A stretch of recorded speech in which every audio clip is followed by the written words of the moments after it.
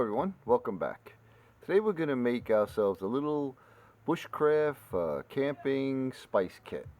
And I'll show you what I got here. I got some glass bottles. These are 15 milliliter bottles.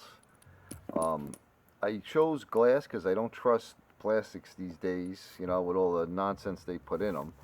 But these are about, let's see, what do we got? Little over 6 centimeters.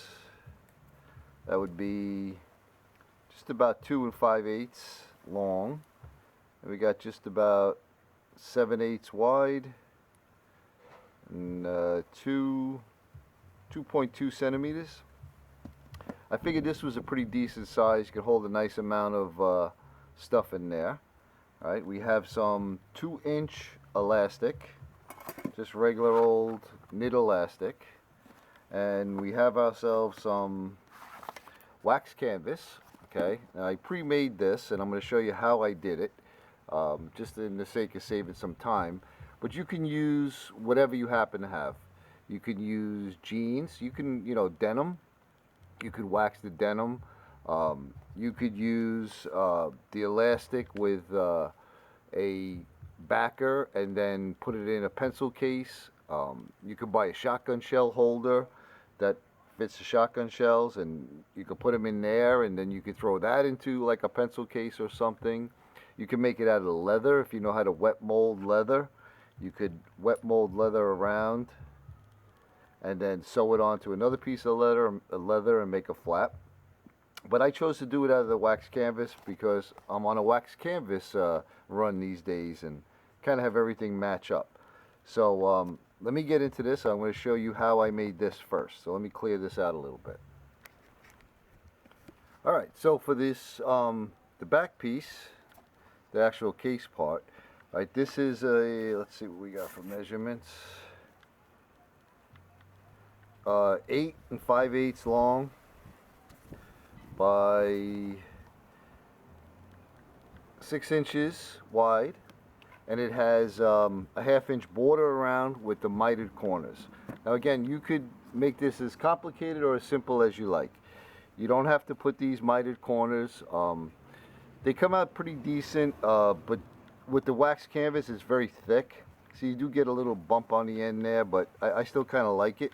But you could just use a regular piece of canvas or the denim like I mentioned and get a you know, edging material and sew that around. But we'll show you how I did this. Okay, so we start out with a good square corner, all right, and you're gonna want to fold it over whatever size hem edge you want. So in this case we'll do about a 1/2 inch. All right, I'm not going to do exact measurements here yet, but I'm going to show you. So we got a 1/2 inch and we fold that over twice.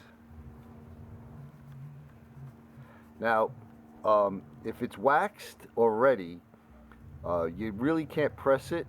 You could heat it with a hair dryer if you wanted, but if you press it with the iron, it kind of messes up your iron. But if the material isn't waxed, you could press this to get a nice seam. But what I'm going to do here is I'm going to draw some lines on it just so you see. So we got that turned over, and we'll do this side. Okay, again, make accurate measurements when you're actually doing it. But for here, I just wanted to show you. Okay, so now you're going to do that in all 4 corners. And if you look here, it kind of makes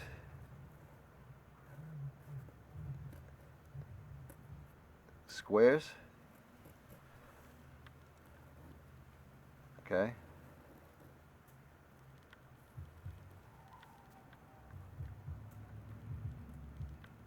In the corner. Now if you have light material, you don't have to worry about doing this step that I'm doing, but with this bulky stuff it helps. You're also going to trim off most of it at the end, but this just helps when you're folding it. So now you have your corners. Okay, they all should actually be squares, but again, I didn't measure it to get exactly that. But so you're going to nip off just right about there. Okay, so you went from this corner to that corner, and you cut off that far corner. Okay, so now when you fold this over, and you're going to fold this over, you end up with a miter there. You see that? Nice 45 degree. Okay, this will all be pressed down, so you won't be messing around with it like I am here. But okay, so the next step you're going to want to do is you're going to want to measure from this corner in twice what the end border is going to be. So in this case, I wanted a 1/2 inch here. It's a rolled edge, right? So 1/2 inch here. So we're going to go in 1 inch. 1 inch from here. And then we're going to go 1 inch from here. And we're going to draw a line and attach those.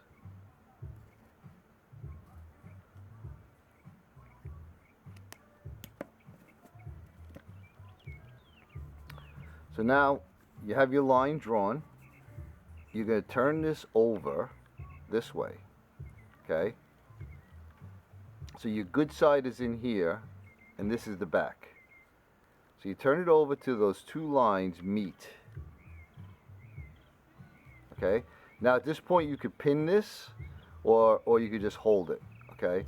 And then you're going to take a stitch right down this line. Alright? Once you stitch that, you're going to cut off this excess like this.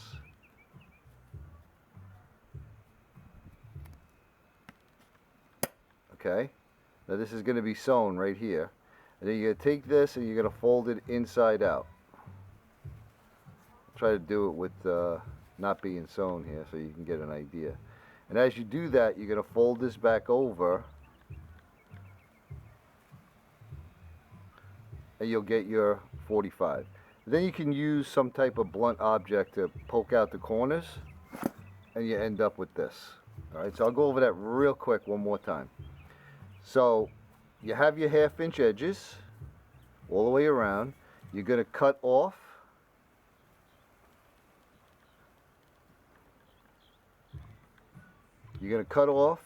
that last corner from corner to corner here. You get rid of that. Okay, you're going to fold this over. You're going to measure twice the distance that you're going to have the hem. So in this case 1/2 inch, so we went in 1 inch here, 1 inch here. Okay, you're going to draw your line. You're going to take this and you're going to turn it inside out like that till those lines meet. You're going to put a stitch down there, cut off the excess, turn it back over. Try to hold it again and do it, and push this in as you fold this over. Obviously it's much easier once it's sewed. Okay, and then you're going to poke that out to get your corner, and you'll end up with this. Okay, now you could do it other ways. You could just fold it this way, fold it that way, fold it this way, and fold it that way, and get yourself a square corner. You know, you could also cut some of that off, so it's not so bulky, and then fold it over.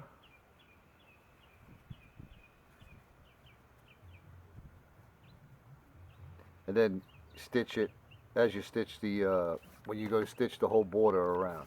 There's a couple different ways to make the corners, and again you could do, like I said, just have a rectangle and get some type of edging and put the edging on it. But I do kind of like the way those miters look. Alright, so now we have this. Let me clear this out and we'll go to the next step.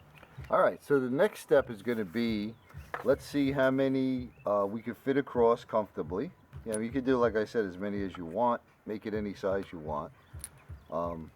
I'd say 5. 5 will fit good. And this is going to end up being like a trifold kind of thing, which I'll show you as we get along. So now we have 5 of these spice bottles.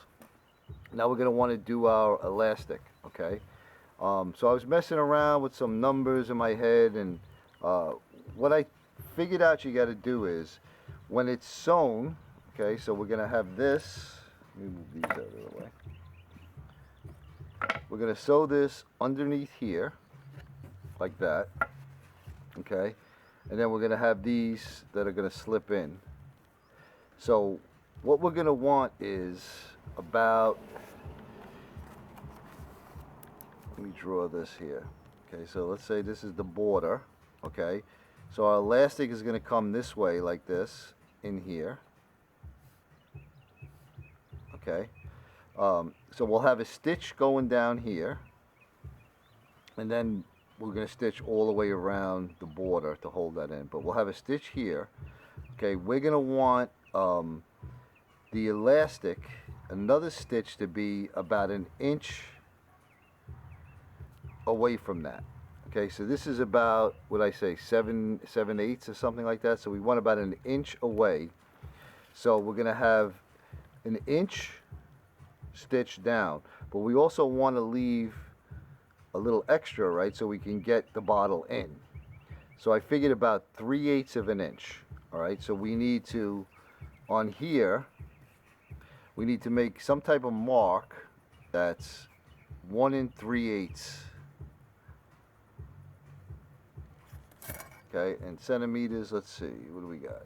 Let's do a 1 3/8. Look at that, almost nailed it.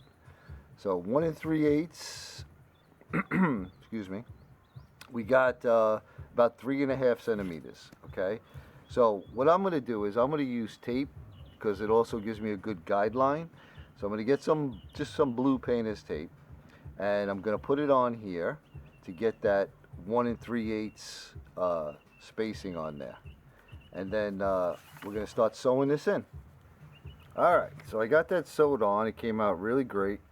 My stitching isn't as straight as it should be. I gotta make some kind of guide, but it came out pretty cool.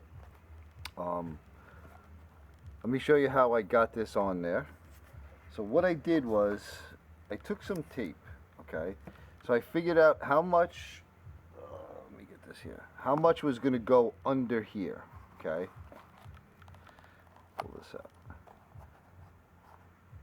and then I made a line. Okay, so then what we did was we took a piece of tape. Okay, so we started here at that line. I'll put some tape here just so you get an idea. Okay, so that much goes underneath the hem, and then we went 1 3/8 out. Could probably go a little bit more. They're kind of tight, but that's fine, they won't rattle around.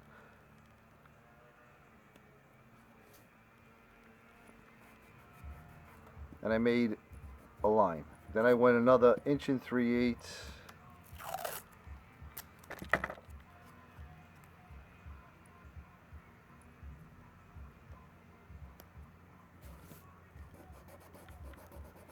Alright, so now I have 1 3/8 from here to here, then 1 3/8 from here to here. Did everything on these inside edges. Okay.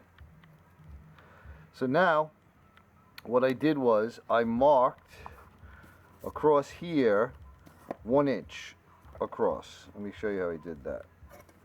I'll use this because I don't have anything else here, but the wax canvas that I make, I could actually make a line like this. Hopefully that shows up. Okay, so I made my 1 inch marks. Okay, so you end up with 1 2 3 4 marks. Okay, and then the other end's going to be here.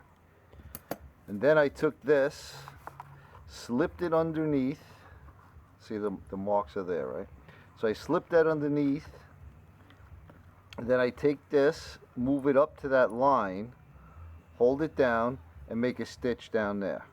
Okay, now I can take this piece of tape off. The other piece of tape fell. Let's just assume it was right there. Okay, now if you could see, that was the 1 inch mark there and a 1 inch mark here. Okay, this is stitched. Then take this, lift it up, bring it over to that 1 inch mark, hold it over, and then stitch down again, and do that all the way across till you get to the other end. Then when you get to the other end, you're going to just stitch around your border, okay? And then you end up with this. They fit nice and tight. They're not going to rattle around and bang them, okay? So now we're going to be making the this a trifold, okay? So we'll bring this up, and then this is going to end up going over the top like this, right? And then we're going to end up putting a couple of snaps right here, okay? So let me get this cleaned up over here, and I'll show you how we get the snaps in. All right. So I have some standard snaps here and a hole punch. So we're going to want to make sure we get the right size hole. You don't want it too big and you don't want it too small. So we'll test out this size.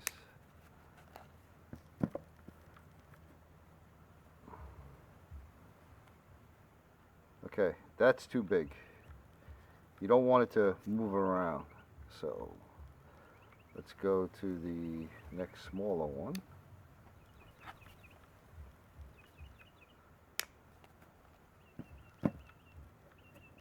See how that fits.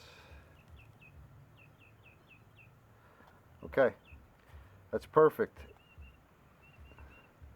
So now we're going to figure out where we want our holes. So we got this folded up.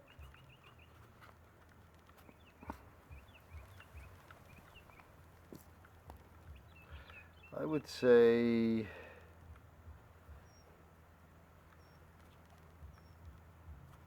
right about there. Again, it's just what you want.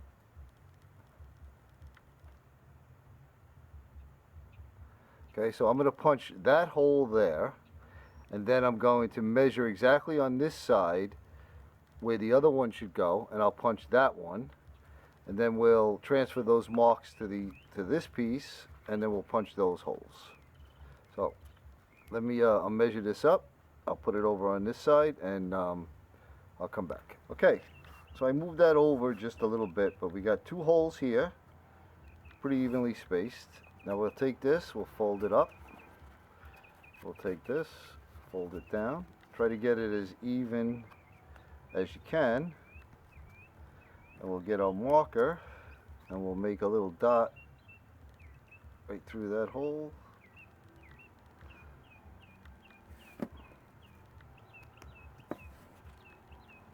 You can see hopefully that shows up.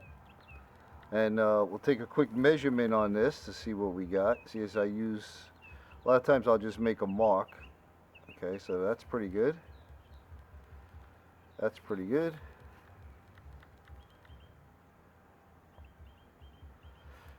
That's pretty good. That's pretty good. So we don't have to change where they are. We could just punch them. All right. Let me get my little setup for the rivets. I'll show you how to throw the rivets in. Not the rivets, the snaps. All right, before I actually set these rivets, let me just, in case anybody's never done it before. So you're going to have 4 pieces to make one connection, okay? So you're going to have this round top one. This is what you're going to see. You're going to have this bottom part. You're going to have this part here. It's like a little cup. That's what snaps in there. And then you'll have this bottom part here, which is flat, which is going to hold this. Now, it doesn't really matter which side you put on which, as far as I know anyway. You know, this could go on here, and this part here could go on the bottom. I guess it's a preference, unless there's some kind of protocol that I don't really know about, but it comes with the kit that you buy, comes with this little anvil, and if you look, one side is dished out, where you're going to be putting this one that has the round part. When you set the rivet, that goes there, okay, and then you turn the anvil around to this side, that's going to have the flat part for this one. Okay, now one other thing when you're doing it, I can't do it on this table because the camera will shake like crazy, but when you're setting the rivet, okay, just put this in here for a second. right? When you start it off, oh yeah, first of all, use some type of brass hammer when you hit this. If you're only planning on doing 1 or 2 rivets, it's fine, I guess, to use a regular hammer, but you kind of want to use a softer metal than this is because it'll mess up the end.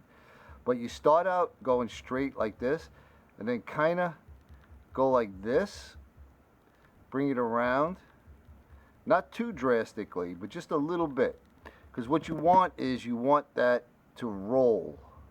If you can see this stud here, you want that to roll over. Okay, you don't want to just smash it down and flatten it, because then it splits up and it doesn't make a good connection, and it will fail eventually. So again, you want to get this on here, get it started, give it a nice couple taps this way, and then go around like this.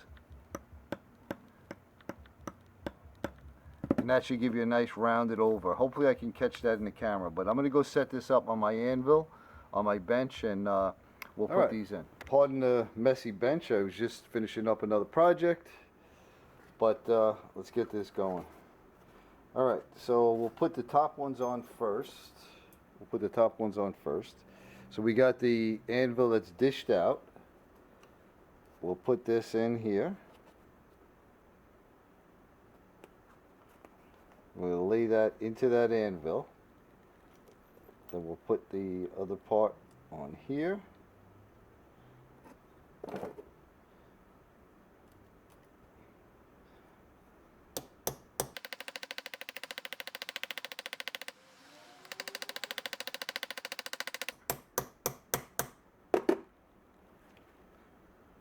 I have no idea if that's showing up, but I'll try to move it around. But if you can see, it's rounding over nicely.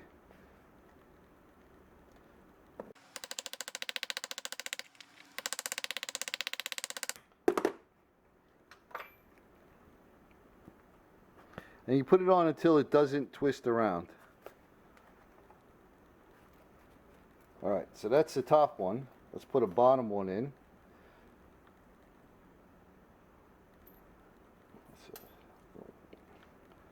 Okay, so you're going to put this part here. Let's see, we got this to go there, so this has got to come from this side through there. You turn your anvil around to the flat side.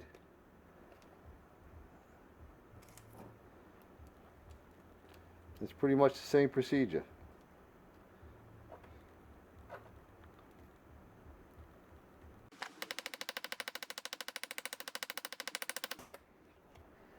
Look at it frequently, make sure you're good.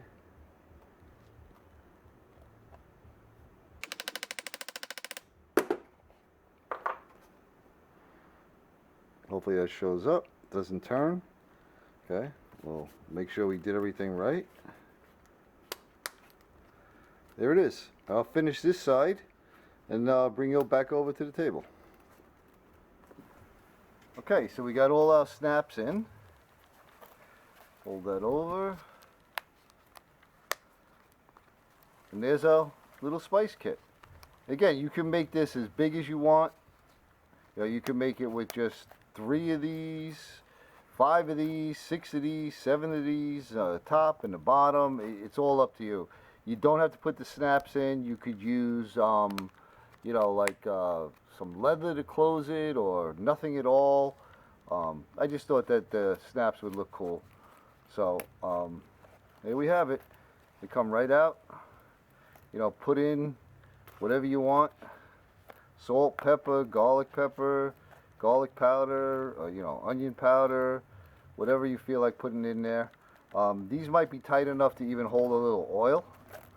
I'm going to try that out. But I always wanted to make one of these, and there it is. Hopefully my instructions were good enough for you to be able to do it yourself. If you try and you run into any issues, you know, just leave me a comment, and hopefully I can help you out. But as always, everyone, thanks for watching. I really appreciate all the views and all the comments, and I hope you're having a great day, and we'll see you on the next one.